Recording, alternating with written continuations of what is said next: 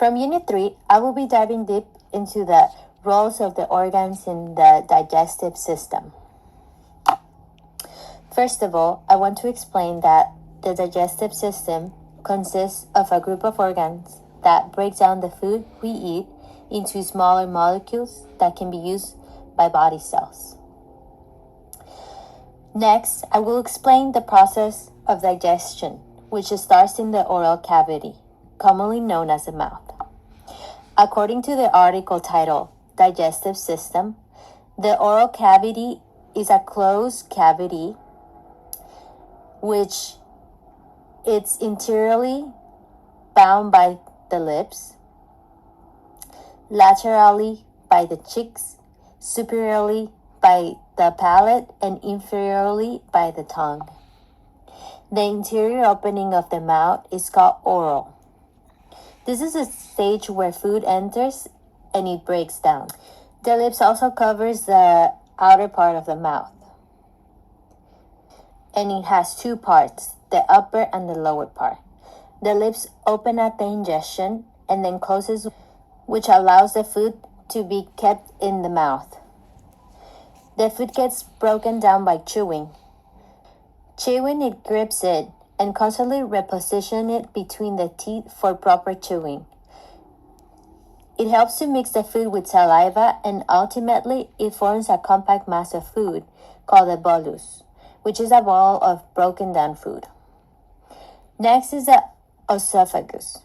The esophagus is a muscular tube of about 25 centimeters in length.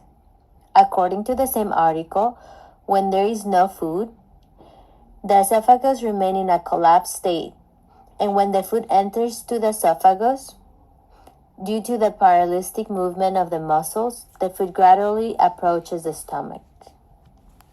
The esophagus contains mucus secreting glands, which lubricates the esophageal lining and aid the movement of the food.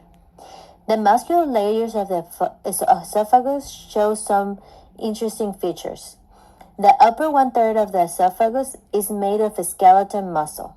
The middle one-third is a mixture of both skeletal and smooth muscle, and the inferior one-third is made of smooth muscle fiber.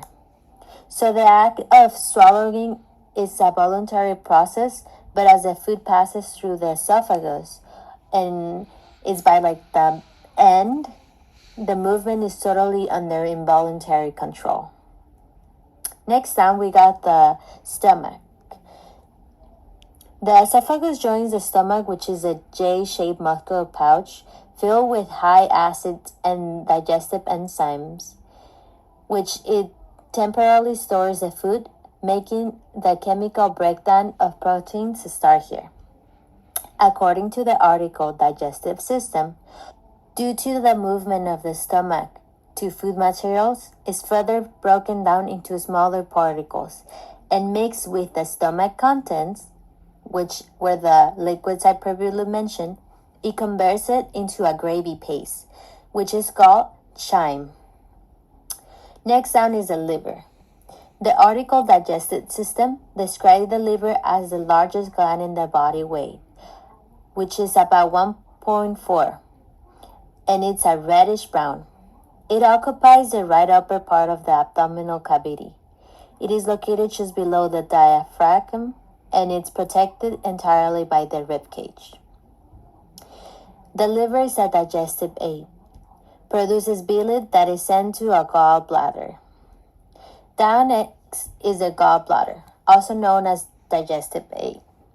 In the article Digestive System, it states that the gallbladder is a small pouch that sits just under the liver. The gallbladder stores bile produced by the liver. After the meal, the gallbladder is empty and flat, like a deflated balloon. Before a meal, the gallbladder may be full of bile and about the size of a small pear. The gallbladder is shaped like a pear, with its tip opening into the Cytic duct.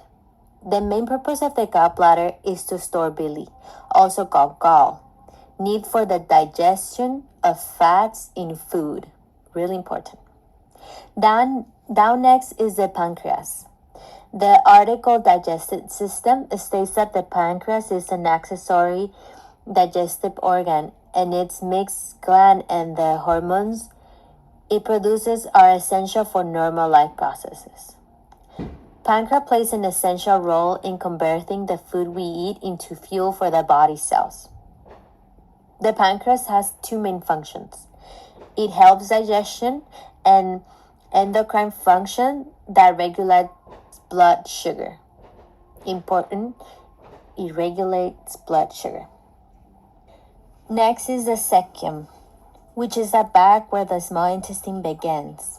According to the article, the avian cecum may serve as the site for several different functions, especially digestion of small food particles, absorption of nutrients, production of immunoglobulins and antibodies, microbial actions of beneficial and pathogenic organisms, utilization and absorption of water, and metabolism of uric acids into amino acids.